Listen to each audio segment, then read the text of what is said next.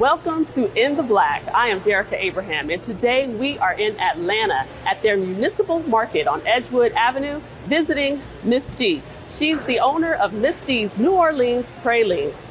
Miss D, tell me, when did you get started making candy? I got started when I was about 7 years old. Just had a love and a passion for great candy. Grew up in a neighborhood where everybody on every block made pralines. But I wanted a different kind of pralines and I couldn't find it.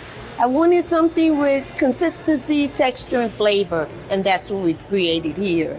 You said you grew up on a block. Now, where did you grow up? In New Orleans, Louisiana. And what brought you to Atlanta? By way of Hurricane Katrina. Came in, had literally lost everything through the storm. And I began to cry out to God because there was nothing left. And I began to cry out to him to say, how do I say thank you to so many people who came down and showed love to my family from Louisiana that gave them pillows, blankets, whatever they needed to help get them through the storm. And God said to me, baby, you do have something. I said, you don't understand. There's nothing left. He said, there is. I said, what is it? He said, a pot and a spoon. From that very day, Miss D's New Orleans style pralines got born. And when did you know that you had something? When did you know how good your pralines really were? I believe that whenever you jump in the game and you give it all you got and you come from the soul, your soul is authentic. And once you put it out there, that's it. That's everything. There's nothing to question. And how long have you been in business? I've been inside of the Sweet Auburn Curb Market 10 years. I literally started in the corner with a small folding table. So what's the key to your success? How do you keep people coming back? Every time that they come by, I never take anybody for granted, whether it be a homeless person or the mayor of our great city. I'm so grateful to have them to stop by and to buy a piece of candy or buy popcorn because it helps employ so many. It helps us to stay in business and it helps us to continue to do that we love. And we love making pralines and popcorn. So I want to say the first ingredients is love. You must love what you do because once you begin to do that and you do it from your soul, then there's nothing to question. Don't ever show up for $1 because if you do, you've already missed your mark. But if you show up because you love it, everything else will follow. So let's talk a bit about your product. Tell me, what do you sell? I sell popcorn, I sell pralines, I sell candy apples, I sell bonbons, chocolate covered raisins, you name it, we sell it. People say that your popcorn is hands down the best. It has been renamed the popcorn of the South. It's been rated number 2 in the country. 2 in the country? Number 2 in the country. I think that that's big all by itself, especially when we came out of the gate with a very, very small budget. And the word of mouth has been our great advertising. I mean, everybody's telling everybody about what they found. So if you're not in the Atlanta area and you would like to purchase your products, can you order online? You can order online. You can buy at downtown Sweet Auburn Curb Market. You buy.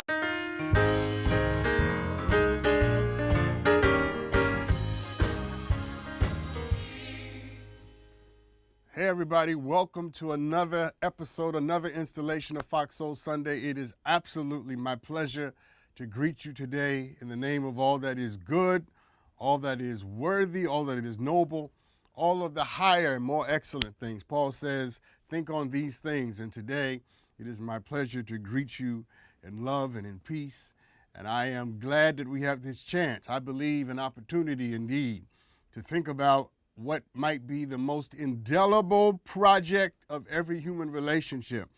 All human beings, no matter our stripe, our color, our race, our gender, our geography, our economy, all human beings are going to have to learn how to do what we're going to talk about today. It is indelible. It is emphatic that we get this right. Today, brothers and sisters, we're going to have a conversation about forgiveness. We're going to talk about it in a way that I think will expand our knowledge of it. And my aim is to challenge you on this subject, not just to expand your thinking, but to really critique and to question our behavior. The history, what is our history as it relates to forgiveness? Because we all have one. We all have a history with forgiveness. Either we needed to be forgiven, or we have some people that we are yet still struggling, or have already forgiven. All of us. No matter where we find ourselves, no matter what we have done or have not yet done, all of us need to understand this subject better.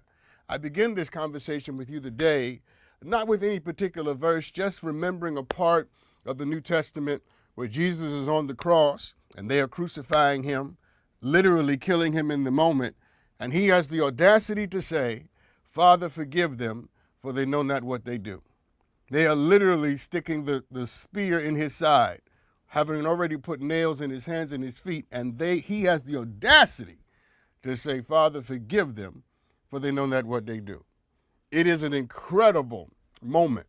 And the moment is incredible because he forgoes the need for revenge, and he avoids resentment and moves himself along the high and noble path that leads toward great oceans of forgiveness. What we want to discover today is, what did he know about forgiveness that we need to know?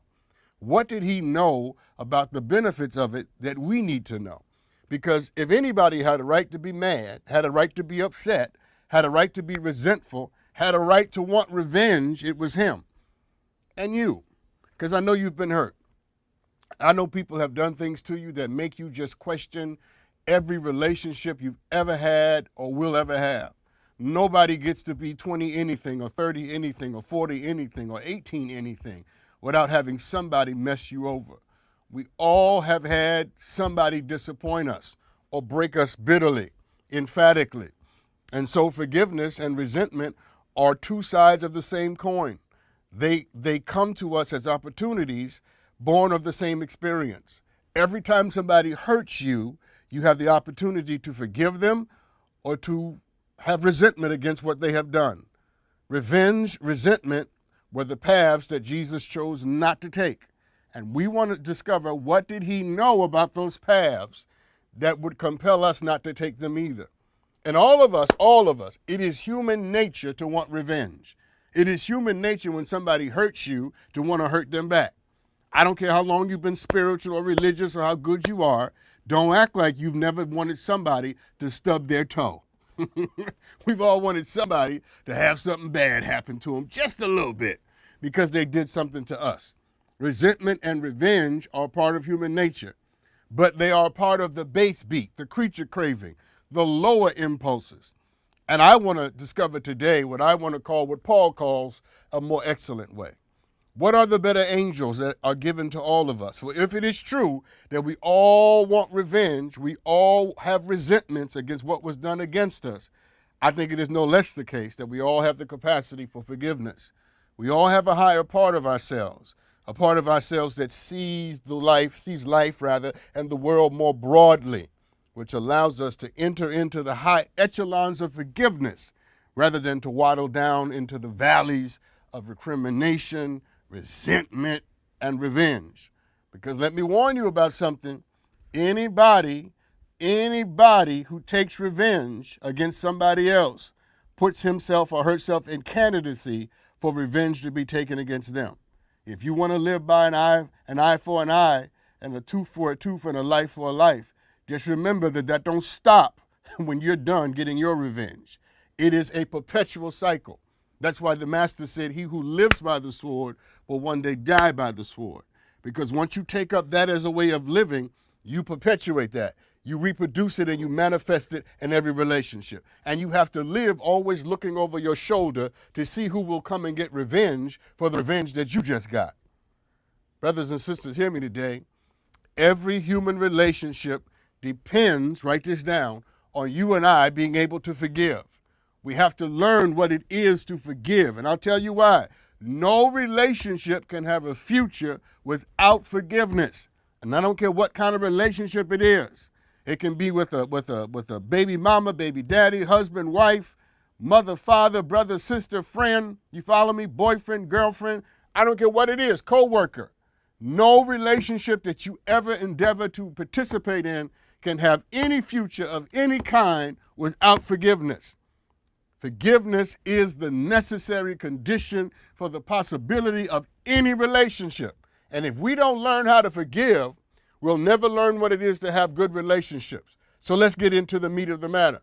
There are at least three significant moments by which every human being, three categories of situations by which every human being is going to have to learn to apply forgiveness.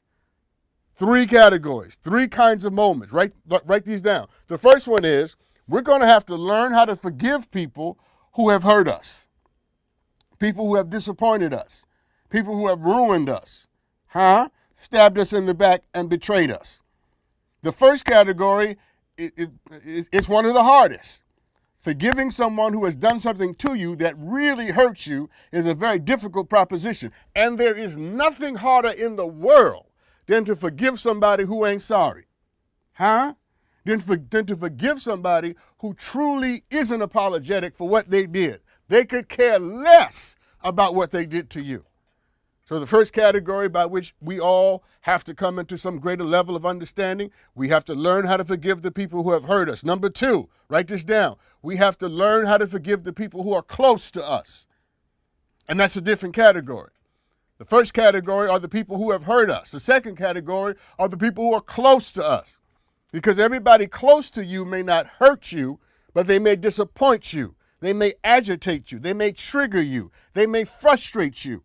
And you have to learn how to forgive the frustration of the people that you like, in addition to learning how to forgive the hurt that come from the people you don't like. Are you following me? If you do not learn how to forgive the people who are close to you, you'll never be close to anybody. You will only have relationships that only go as deep as your capacity to withstand offense. Oh, this is good.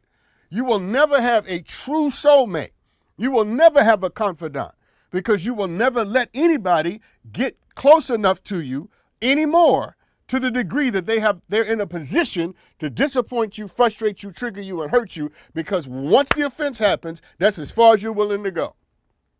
These are the kind of people who have like 37 sets of friends because they have to redo their friendships once every 5 years. They have to redo their friendships once every 10 years because they don't know how to forgive anybody. You follow me? They carry what was done to them on with them perpetually. And then they wait for the next group to offend them, and then they redo it every 5 years. You know people like that.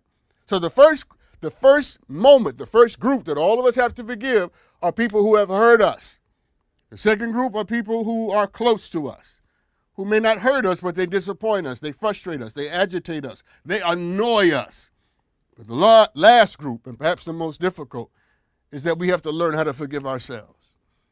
Forgive ourselves for the things that we've done, for the self-sabotaging, for the things that we've done that we know that we should not have done and would never have done had we had been in our better and best selves. And this is, for me and for you, the hardest category to forgive. It is easier to forgive someone else than it is to forgive yourself, because to forgive yourself, there's no one really to be mad at. Who do you apply the resentment to when the problem is you? Who do you apply the need for revenge to when the problem is you? Forgiving yourself is one of the greatest gifts that you can give to yourself. And most people in this world do not know how to forgive themselves. They don't know how to forgive themselves. So we beat ourselves up for not being strong enough, not being whatever enough at a certain stage of our lives. And we try to overcompensate for what we weren't and what we didn't have, without stopping for a second and saying to the little boy and the little girl in us, I forgive you for being exactly what you should have been at that moment, being weak and vulnerable and small and defenseless. Most of the craziness that people perpetuate as adults happens to be the result of the things we won't forgive about ourselves when we were younger, when we were smaller, and when we didn't know any better. Forgiving ourselves. It is a powerful witness and a powerful circumspection. And these three categories come to help us understand that every human relationship depends on our ability to forgive. If you're going to relate to yourself, if you're going to have anybody close to you, if you're going to have anybody around that works for you, you better learn how to forgive. And let me tell you why. Let's just get to it. Because every human being, including you, has the capacity for crazy, has the capacity for hurt and for pain. And I mean to inflict hurt, to inflict pain. No human being, every human being is fallible. There are no angels that drop down out of heaven walking around in dresses and pants. Every person that you know is a fallible creature. Write that down. Every human being that you know is a fallible creature. Every human being you know is on the verge of making a new mistake. We go from one mistake to the next. And just because they're doing well now does not mean a month from now, a year from now, or a decade from now that they won't fall into some shadow, into some crazy. Every human being that you know, including you, you and I have the capacity to make mistakes. And that's why if you don't learn how to forgive, you will never have relationships. You will never be able to build the alliances that you need to protect your heart, to advance your career, to achieve your destiny, to get what you deserve, and to live the life you were born to live, because nobody, this is the irony of life, because nobody can make it out here by ourselves. That's the irony of it. Every human being you know has the capacity to hurt you and will hurt you, and yet you need people to get to where you're going. Don't you wish God had done it another way? Either make people perfect, or make it so I don't need people. But the reality is, you need people, and the people that you need are fallible. They are fallible, foolish, fickle creatures. And so relationships depend on forgiveness, and no relationship has a future without it. There's something that Paul says that I think I want to bring into this conversation so that we understand it very clearly. Paul says, forgetting those things which are behind, he says, I press on. Forgetting those things which are behind, he says, I press on. Now, when he says forgetting, he does not mean that he cannot remember. People often say that forgiving is about forgetting, and that's not what it's about. The secret sauce of forgiving does not mean that I don't remember. When I forgive you for what you've done to me, it doesn't mean that I don't remember what you did. In fact, I remember everything you did. I remember the look on your face when you were doing it. Talk to me. I remember what time of the day it was. I remember whether the sun was shining or not. Are you with me? I remember what you were wearing when you did it. Forgiveness is not about forgetting what happened.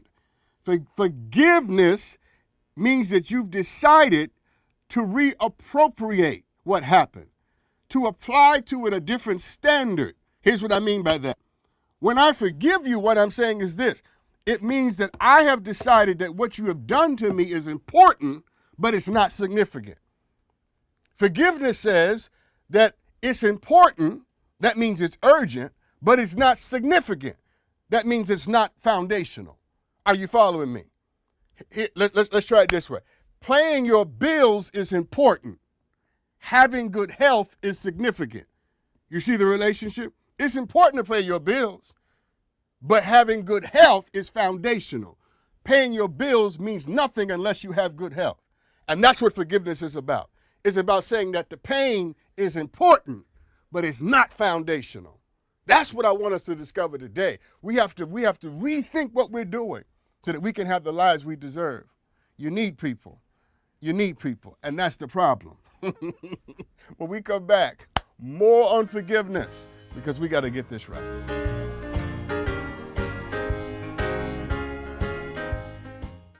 We are joined by an amazingly talented, award-winning actress, Vanessa Estelle Williams. Oh my God, this red cup is getting to me. Cocktails with the Queens. Got my red cup, and I'm here celebrating you and you Goddess Queens, and we #1 in the box office, so what?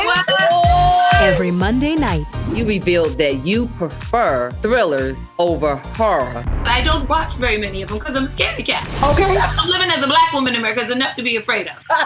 Kris Jenner and Corey Gamble are preparing to tie the knot. Al, you are the most qualified. TGIF. Q, don't come for me, because I did not send for you. Don't do it. Every Wednesday and Friday. Q, you know Al is good to go to a wedding and steal some bottles of wine, right? Somebody's liquor. Sure. On Fox Soul. I know Cynthia Bailey and Mike Hill got a nasty invoice after them bottles that Al commandeered at their wedding. This is the story of a boy who is very sensitive to lights and sounds. So he built secret hiding places where nothing could get in. The boy didn't like looking people in the eye. It made him feel uncomfortable. One day, he found out he had something called autism. His family got him help, and slowly, he learned how to live with it better. Early intervention can make a lifetime of difference. Learn the signs at Autism Speak. If I could go back and change it all, I would. I think I'm gonna miss you the most. I'm sorry. I'm so sorry. I'm so sorry. Maybe it's just the little moments. If I could go back and change it all, if I could go back, I would. But I can't.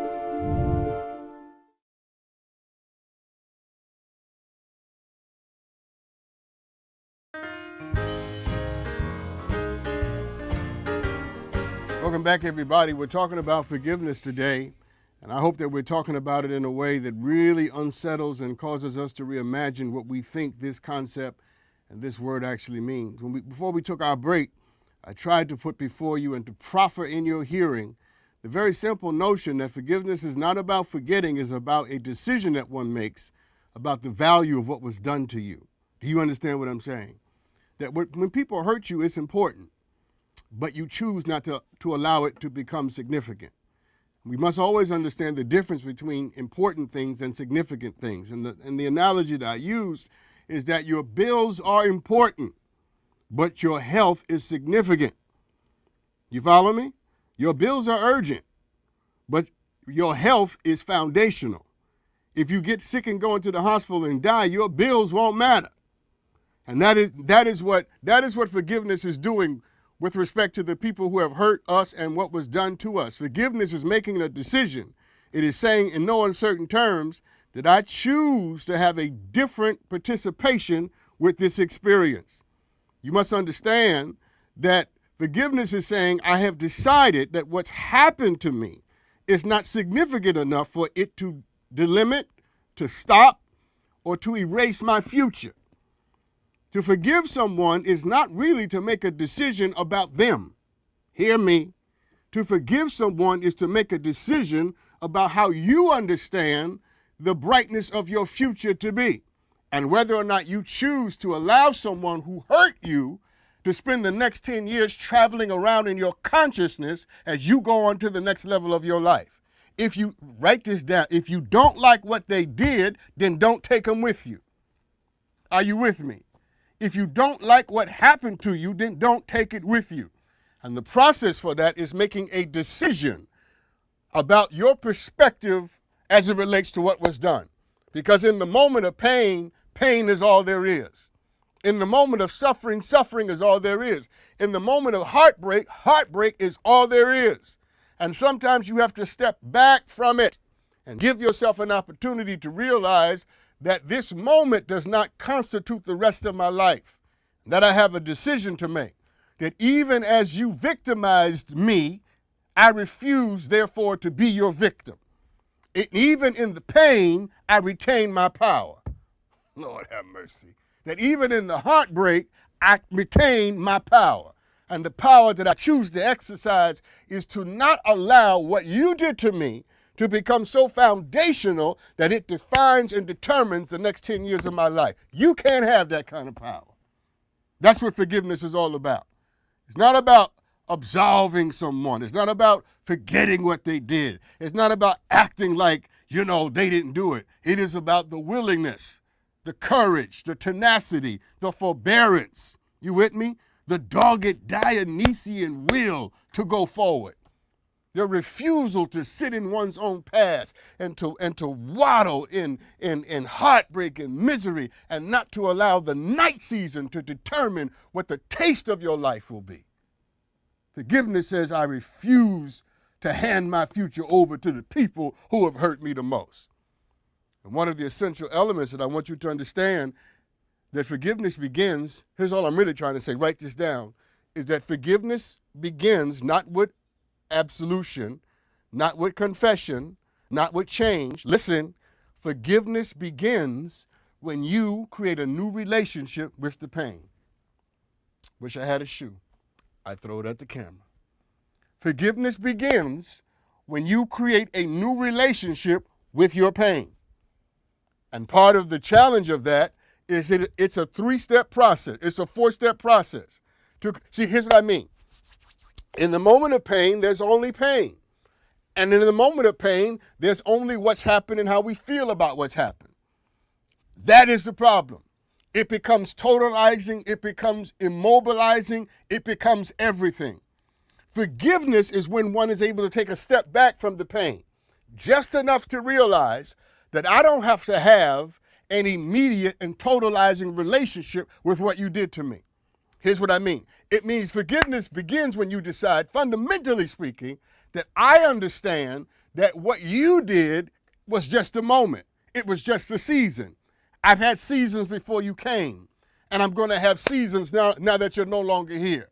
Forgiveness happens when that consciousness comes into your mind.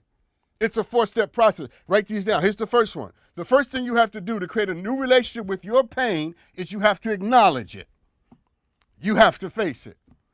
The first task of creating a new relationship with pain is to acknowledge that it happened, that somebody did something, that somebody said something, that somebody was not something, somebody was not somewhere you needed them to be.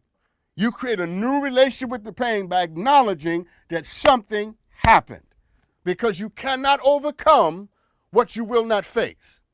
You cannot beat what you're committed to denying. Are you following me? And let me tell you this in no uncertain terms, I know it for myself. Buried feelings don't die, they fester. And before long, they'll take on a life of their own. You'll be loving your wife or loving your husband and raising your kids, and before you know it, what your uncle did to you will come up in how you raise your kids, because buried feelings don't die, they fester. You'll be at a new job, at a new stage of your career, and you will break out in the middle of a meeting and have an outburst and be crazy because of what somebody did to you in the 5th grade, because buried feelings don't die, they fester. And let's just go further. What the mind forgets, the body remembers. Lord have mercy. What the mind forgets, the body remembers. So your mind may not consciously be aware of the fact that you're not dealing with something, but your body will carry it. You're 30 years old having aches and pains in your back, like you're 60. Because what the mind has forgotten, the body remembers. Are you hearing what I'm saying to you? The first step for creating a different relationship with your pain is to acknowledge it, to face it. But here's the second step, and it's the hardest of it all. It's to feel it. It's to sit in it.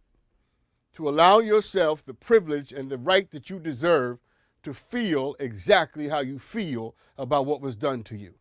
And people who tell you don't have a right to feel it, they are liars and they're not friends. People who help you avoid how you feel are not your ally. Face what happened and then feel what happened. Sit in it. Sit in it. Sit there for a while and mourn for the death of your innocence. Mourn at the death of your trust. Mourn for the death of your imagination. Mourn for the death of the best of you taken by the hands of people who were only trying to manipulate and use you and break you. Are you following me? Because somebody should mourn for the you that used to be before this horrible thing happened for you. And if the world won't mourn for you, you ought to have sense enough to mourn for yourself. After you acknowledge it, you need to face it, sit in it, and be able to tell yourself, yes, this is what happened, and this is how I feel. I'm angry. I'm frustrated. I'm mad. I'm bitter. I don't trust nobody. You need to be able to do that, because that is the process for creating a different relationship with the pain. And now these last two are the two that most people miss, because most people stop with acknowledgement, most people stop with feeling it and facing it, and they never get to these last two. This one is important. After you acknowledge it, after you feel it, now you have a decision to make. And the decision is this: what do you do with it? What will you do with it?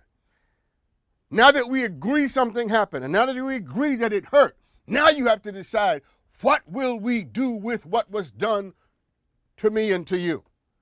And the last step is perhaps the most fundamental. Decide what you're going to do about it. What are you going to do about it now? Now that people have hurt you and despised you and rejected you and stabbed you in your back, what are you going to do about it? Now that we faced it and sat in it and felt it and acknowledged it, what will you do with it? Because that is the moment where you take your power back. The first two are the first two steps of every victim. Every victim has to acknowledge it. Every victim has to feel it. But the last two steps are about power. The transvaluation of power, Friedrich Nietzsche called it. It's when that which should be at the bottom rises to the top, and that which should be at the top moves down to the bottom. It is a transfer of strength. The moment you decide what you're going to do about what was happened to you is the moment you stop becoming a victim and you start becoming an agent who decides his or her own future. And so feeling it is not enough. I love my psychiatrist friends, but feeling it is not enough. At some point, you and I have to decide what we think about ourselves and our lives, even as we feel it. Creating a new relationship with the pain means that we have to stop seeing the situation as something that happened to me, but rather we have to start seeing it as something that I can do something about. Do you understand what I'm saying? It's not just about saying something happened to me. We know something happens. Something happens to us all. All of us have something happen to us, but few of us ever get to the place where we're able to say, now I've decided to do something about what was done to me. Because most people like the privileges of victimhood. Most people, yeah, you heard me. I said the privileges of victimhood. Most people like the fact that when you're a victim, you don't have to be accountable. That when you're a victim, you're not expected to make any decisions. When you're a victim, you're not expected to have any power. When you're a victim, you're not expected to have any agency. But I came to tell you that forgiveness requires that you make a decision about what was done that moves you from being a mere victim to being the only person in the scenario that has any real power. Forgiveness requires a new relationship with the pain so that you can have a relationship beyond the person. My God. Are you hearing what I'm telling you? That forgiveness says, in spite of the person, in spite of the pain, I decide to leave myself open enough, just long enough for me to let life bring new people into my life that will move me to greater places and greater levels that I desire to live. And if you can't, write this down, if you can't separate the person from the pain, then you will never be able to forgive and you will never have another meaningful relationship in your life. I'm teaching, you just ain't talking back. If you can't separate the person from the pain, if you can't separate those two things, you will never have a relationship that goes beyond anybody whoever does anything you don't like. The hard work is to separate what somebody does to you from who they are. Is to say what you did is one thing, but who you are is something else. And that is how you continue to love people in spite of what they do. That's why most marriages fail, because people can't separate the two. Most relationships fall apart because people know how to pull these things apart. But let me tell you, a man or a woman, we're not always what we do. You follow me? We're not always what we do. When we come back, I'm going to prove it to you, because you would have been left out long ago if that was true about you. We'll be right back. Not completing high school is more of a social thing than it was an academic thing. Even though all these years have passed, I still had that longing to have my diploma. I have a mentor, and she convinced me to continue my education. No one receives a diploma alone. If you're even considering getting your high school diploma, go get it. You can do it. Find free adult education classes near you at finishyourdiploma.org. I don't remember how it started. Go to that.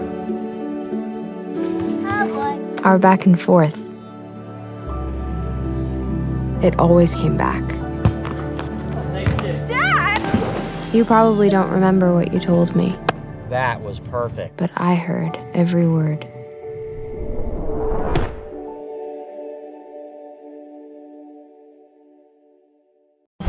Meet the Scan, a simple procedure whose mission is to detect lung cancer early.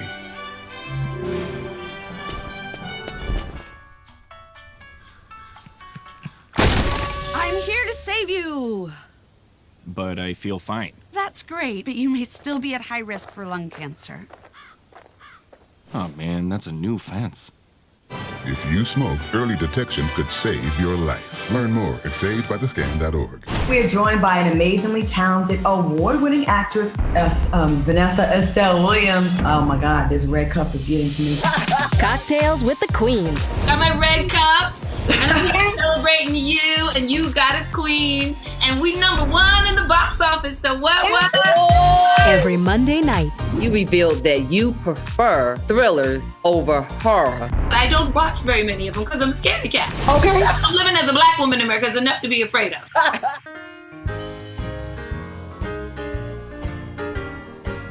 Welcome back, everybody. Forgiveness abounds, people. No matter who you are, you're going to have to learn how to do it. Let me say something radical to you.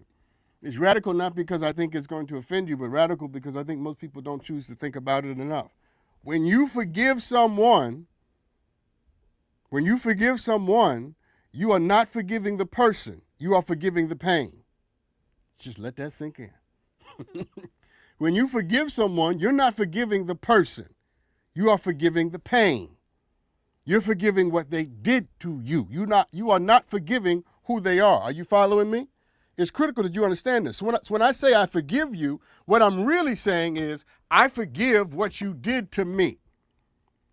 When I say that I forgive you, I'm saying I forgive what happened between us. But what I can't say is I forgive you. Let me tell you why. Because only God can forgive people. You're in no moral position to forgive anybody for being who they are. And let me tell you why. Because you're just as messed up on any given day as the person that hurt you. I know you don't like it. I know you didn't come to hear that today. But I got to help you. We run around here thinking that we are morally superior to people because we happen to be victims of certain people in certain ways. When the truth of the matter is, all have sinned. All have come short of the glory. So the only person who can forgive you for being who you are is the Creator. The rest of us forgive each other for doing what we do. Because none of us are in a moral position to forgive anybody for being who they are, since we're not everything that we ought to be. You understand what I'm saying? So what you are forgiving is the pain. You're forgiving the behavior. And if you can't pull those two things apart, if your mother does something you don't like, you have to separate what your mother has done from who she is. You follow me? Unless what she's done is a complete reflection of who she is. Then that's a whole nother lesson. But in most cases, what people do in any given moment is not a reflection of who they are. It's a reflection of what they may be going through, what they may be thinking, the heartbreak that they carry, but it is not enough to reduce them down to their behavior. Can you imagine how your life would be if people reduced you down to the worst day of your life? If people reduced who you are down to your most recent mistake? I want you to think about the greatest mistake that you've made in your life, the biggest mistake that you've ever done in your life. And I want you to ask yourself, do you want anybody to treat you as if that represents in totality who you are? It's a melancholy truth that we need to understand that when you forgive someone, you are not forgiving who they are, you're forgiving what they've done. And so there are two kinds of forgiveness. Here's the first kind. There's what I call, write this down, there's what I call ontological forgiveness. Ontological forgiveness is when the Creator forgives people for who they are. And then there's transactional forgiveness, when human beings are forgiving each other because of what we've done. You follow me? We get confused in thinking that we are giving someone ontological forgiveness, that I'm going to forgive you. You're not forgiving them, you're forgiving what they have done. And that is of critical importance because what it allows you to have a relationship with the person beyond and in spite of what they've done. Because if you ever plan on getting married, you ever plan on dating anybody, ever plan on having a serious romantic scenario, and you don't know how to separate what a person does from who they are, your marriage won't last longer than 2 weeks. You're going to be dating somebody for 2 months. That's it. Because people are going to show up on any given day not being or not representing the best of who they are. And if you can't separate behavior from being, behavior from personality, then you're never going to be able to love anybody, and nobody's ever going to be able to love you. Please understand, I want to say it in no uncertain terms. I want to say it again. We don't do ontological forgiveness. We don't forgive people, we forgive behavior. And we don't forgive people because sinners cannot forgive sinners. Who are you to forgive anybody for being who they are, when you and I are never everything that we ought to be? And so we have to bring this down to the level that we can function, the level that we can deal with it, because at the end of the day, I forgive you for what you've done. I forgive you for what you did. And the moment I make my forgiveness about the pain and not the person, then I decide in that moment that potentially we can have a future together. When I make my forgiveness about the pain and not the person, then I also decide in that moment that we can have a future together. And most people cannot forgive people because they're stuck at forgiving the person. They can't get past the person, and they don't know how to separate the pain from the person. You follow me? And if you cannot forgive the person, rather, if you cannot get past the person, let me say it better. If you can't get past the person and get down to what really happened, you won't have a future with them. Most of the people that I've talked to over the course of my life who have not been able to master forgiveness is because they are carrying around levels of resentment that have to deal with who people are and not just what people have done. So, here's the next most critical thing about forgiveness that all of us need to understand today. Here it is. Forgiveness assumes that you're determined to have a future. And if you don't want to have a future beyond what was done to you, then forgiveness is not something you should worry yourself about. If you never plan on living past what people have done to you, then you shouldn't worry about forgiveness. But if you want to have a life beyond the pain, beyond the incident, beyond the abuse, beyond the neglect, then forgiveness is the only way to get yourself there. Forgiveness assumes that you want to have a life bigger and better and beyond this. And forgiveness assumes that you want to move on. For those of us who are watching today who don't want to move on, who like to waddle in it, who like to sit in it, then this conversation is of no use to you, because your life ended at the moment you got hurt. Your life ended at the moment they hurt you. You don't have any plans on growing past or being anything more than what they turned you into. Are you following me? And if that's you, then forgiveness is not a conversation for you. But if you are determined to have a life beyond what people did, bigger than what they said, you want to be greater than what they expected, you want to move beyond their disappointments, then forgiveness is the way you do it, because it assumes that what was done to you is not the full extent of the rest of your life. Because with or without the person, forgiveness assumes that you want to move beyond the pain. That's why you separate the two. Forgiveness says, I want to move beyond the pain. I'd like to move beyond the pain with you. But with you or without you, I have a future. And the only way for me to have a future is to forgive what you did to me, so that I'm not carrying it along with me into the next great level of my life. Don't take what people have done to you into the places that are meant for you to be great. We'll be right back.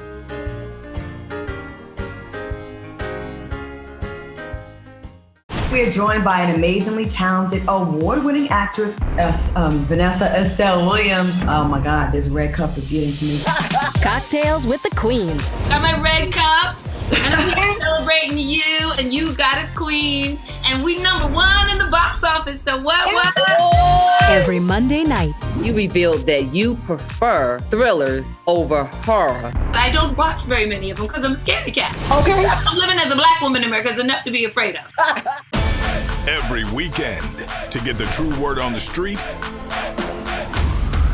you've got to speak the language. It's time to put the culture back in pop culture. Central Ave, a modern deep dive into entertainment that drives to the heart of the story. Fresh takes and authentic voices, bringing you the right show for right now. Welcome to Central Ave. Central Avenue. Weekends at 12 p.m. and 6 p.m. Pacific, right here on Fox Soul. I just come off the cusp of hosting the Baddies ATL reunion. Hollywood Unlocked, Uncensored. There was only one woman the entire show that everybody hated and wanted to fight, Natalie. Yes! Every Thursday. The reunion was a lot for me. It took me back to those Love and Hip Hop days. It was a lot. It was so good! Mm-hmm. You got the tea, and you look fabulous on the stage. Thank you. When I was growing up, my mom was extremely tidy. We were trained to put things back where we got them from. One day, when I walked into my mom's house, I felt like I walked to someone else's house. There was stuff everywhere. And just growing up the way I grew up and to see this transition was very alarming.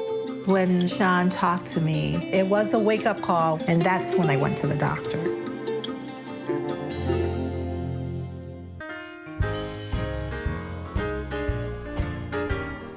Welcome back, everybody. I'm convinced today, in no uncertain terms, that what makes forgiveness so hard is that people have to make a decision about themselves and not just about what was done to them. It's easy for us to have conclusions about the things that hurt us. It's so much more difficult for us to have determinations about who we are in spite of what was done to us. Let me say this to you. I want to say this to your face. Look at me in my eye. You will never forgive as long as you need the pain. You'll never forgive anybody as long as you need to be reminded of the fact that you were hurt. There are a lot of people in the world. For some of us, being hurt is all we know. Being hurt is all that we truly understand. Being hurt is what's most familiar to us, and we need it. There's some people who won't forgive because the pain somehow in their mind motivates them. The pain somehow protects them from something. And people who need pain, who need to be reminded every day that they were hurt, they were disappointed, abandoned, and dropped and broken, they will never forgive adequately because they need that. It's a strange need to have. It's a strange need it's a strange desire to want to carry around with you the worst moment of your life, to build altars in the desert to the worst day that you ever had. It is a strange thing to sort of put at the top of your mind the people who wanted you to die. That is a self-sabotaging desire. But there's some people out there, some people watching right now who need the pain. It's all they've ever known. It's what's most familiar to them. And so forgiveness is something that they'll never adequately do because it requires that you decide that you do not want to build altars to your heartbreak. You don't want to turn the person that hurt you into your God. So that is what you do. When you, anything you spend most of your time thinking about, worrying about, feeling about, acting about, has become your God. Because that is worship. Worship isn't just what happens, what we do in a church or a synagogue or a mosque. Worship is what happens in our minds and in our hearts. And anything you spend most of your time thinking about, feeling about, acting about has become your God. And imagine for a second that we give that status to the people who wanted us to die. You turn the people who hurt you the most into a demigod, a de facto God in your life, because all you do is think about it, you feel about it, you worry about it, and you act on it. You have to ask yourself a question: how much sense does that make? How much sense does it make to take someone who only meant you harm and to turn them into the very substance and the raison d'etre of your life? Forgiveness comes when you are tired of building monuments to things that don't deserve to be worshiped. Forgiveness comes when you understand that on the one hand, your responsibility to yourself requires that you liberate yourself from the bondage of what was done. But on the other hand, it requires that you put people back in their proper place. For to make someone so important in your mind and in your consciousness that you would carry them along with you for the rest of your life, for you to do that is a self-defeating exercise on every single level. And the only way not to do it is to forgive them. It is your way of saying to them, you cannot have my destiny, I will not give you my future, and I will not take this behavior, your behavior, what you did to me, into the next great level of my life. I am determined to make sure that people who meet me 20 years from now never see the imprint of what you did on me. I'm determined that nobody will be able to associate me with you when they see me 5 years from now. I'm determined to erase your imprint. And that is what forgiveness allows us to do. It is how we release ourselves from the burden of what was done, because forgiveness, first and foremost, is not about what is done to help the person. Forgiveness, first and foremost, listen, write this down. Forgiveness is about freedom. It is about your own liberation. You don't forgive the people that hurt you to set them free. You forgive the people that hurt you to liberate yourself from the bondage of what they did to you. Because if you are not determined to do that, if you don't accomplish that work, you'll wake up 10 years from now and you will still be caught in the perpetual cycle of reliving and remembering in a way that destroys you. And nothing is worse than to have your life seemingly stop on a particular day, never to advance in any determinative manner. And that all of the future that could have been yours, all the things you could have done, all the things you could have become will never manifest because you decided to stop your existence at the place where you were hurt the most. Forgiveness is about freedom. It's how you liberate yourself from the worries, from the wounds, from the heartbreak, from the damages. It's a cliche, but I'll say it because it's worth the trouble of saying. It is the great gift that you give to yourself. It is not what you give to other people. It is not what you give to other people. I don't give you forgiveness as a gift to you. I give you forgiveness because it is how I choose to honor and respect the future that I'm determined to have. Forgiveness is how you choose to leave people and move on. And let me say this, I need to say this clearly, because I think here's what we get most wrong about forgiveness. We think change and confession are the things we should expect from people who hurt us. We won't forgive people until they change, or we won't forgive people until they make a confession. And what we fail to understand is that change and confession are gifts that the perpetrator gives to himself. When someone who brutalizes you confesses, they're not cleansing your soul, they're cleansing their soul. When someone who has hurt you changes, they're not changing for you, they're changing for them. We put too much emphasis on wanting someone who has hurt us to confess their wrong and to change their behavior, only to discover that confession and change are gifts that the brutalizer gives to himself. Please understand, confession is for the sinner.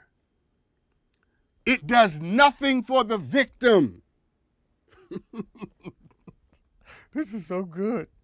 Because we put all our eggs in the basket and we're mad at people because they won't confess what they did. We're mad at people because they won't acknowledge their sin. We're mad at people and we don't understand that even if they confessed it, even if they changed their behavior, it still would not liberate us who've been victimized by what they did. You must understand me today that what frees the soul of the sinner, what frees the soul of the victim is when the victim decides to move beyond what was done to him through the power of forgiveness. Stop expecting a confession. Stop expecting change. Because most of the people that hurt you aren't even sorry that they did it. They don't even know the extent of what they've done. And we need to get over the illusion of thinking that if somebody says a few magic words to us, we'll automatically feel better and move on. That's not how it happens. It begins with forgiveness. We'll talk about it some more right when we come back.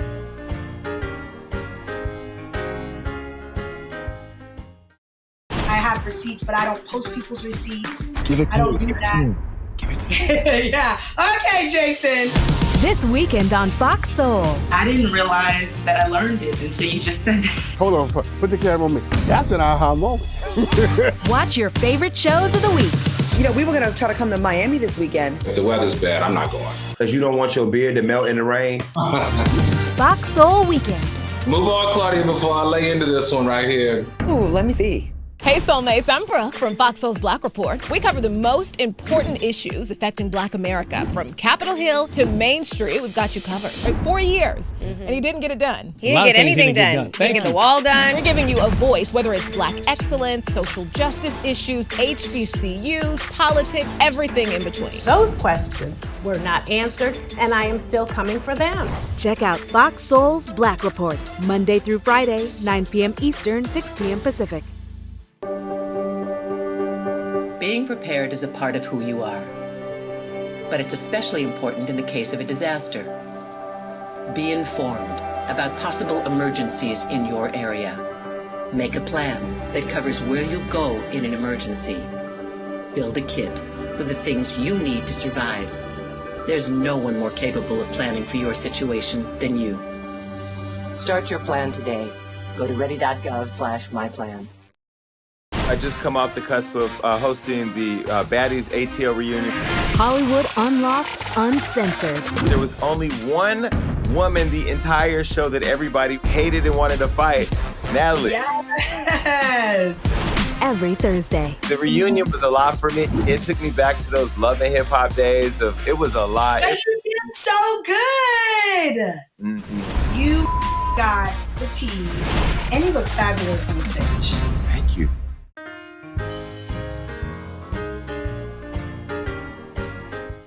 Here's what I'm clear that most people get wrong about forgiveness is that most people are looking for, as I said before, confession and change. And we put far too much value in the power of a confession or the power of a transformation to mean or to do anything for us. Those of us who have been victimized by someone else, hurt by someone else, disappointed by someone else, triggered, annoyed by someone else, we put far too much value in their capacity to confess or to change and think that somehow what they do for themselves will have some sort of positive effect on us, when the reality is that it will not. Many of us are waiting for something that won't actually help us. The only way for us to have a future with somebody is not whether or not they decide to confess it or whether or not they decide to change, is whether or not you decide to forgive it. How about that? You will never have a future with someone. Let's put it this way. Have you ever apologized to someone or someone apologized to you and the apology was not enough? You know I'm right. We've all seen situations where someone said, I'm sorry, and they meant the I'm sorry, but the truth of the matter is the I'm sorry just wasn't enough because what they had done was so awful, so overwhelming that the simple words, I'm sorry, does not seem to capture what it is that happened to us. And it's because when someone says, I'm sorry, when they confess, when they apologize, they are cleansing their soul. They're not helping yours. That's why apologies are often not enough. They'll never be enough because the victim cannot be cleaned or cleansed by what the brutalizer uses to help himself.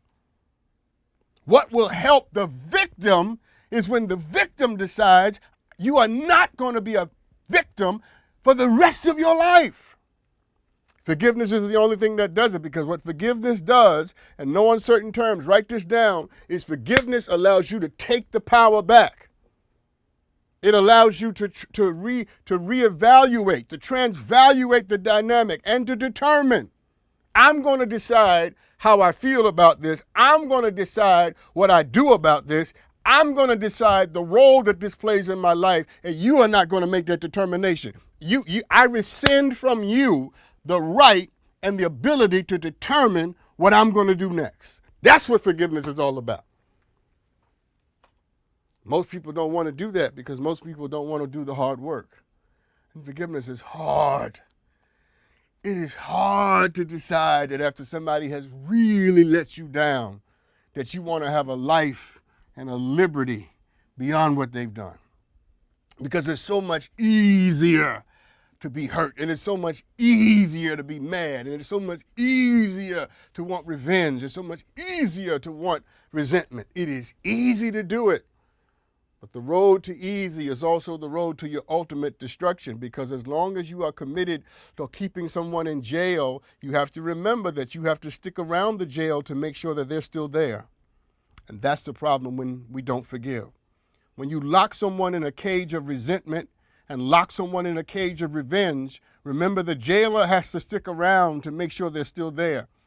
And while the rest of the world is moving on and people are getting older and people are getting married and oysters are suffering pearls and coal is being pressed into diamond and sunshine and rain, and you down there holding somebody in a jail and thinking you're doing something. When the truth of the matter is they have victimized you twice. They ruined you in the day, and now they've robbed you of your future. Can I say this? I'm going to make you upset, but can I say this? Stop looking for an apology. Stop needing it. Stop wanting it. Stop believing that an apology is somehow going to make you feel better. It's not. The mere words, I'm sorry or I apologize, can never account for what was done to you. Your hurt is bigger than that sentence. The only thing that's going to make you feel better is when you decide that what they did no longer has the power to stop you, to define you, to determine you, to delimit you. It is only under those circumstances that you really ascend to greater levels of progression and better. You see, we have to get to the place in life where we decide, I'm not waiting for you to change, and I'm not waiting for you to get better, and I'm not waiting for you to say I'm sorry in order for me to have a life and a future. That's what forgiveness is about. I'm not waiting for you to improve. I'm not waiting for you to decide that I'm finally worthy of the apology that I deserve or the I'm sorry I should have gotten 10 years ago. I'm not waiting for you.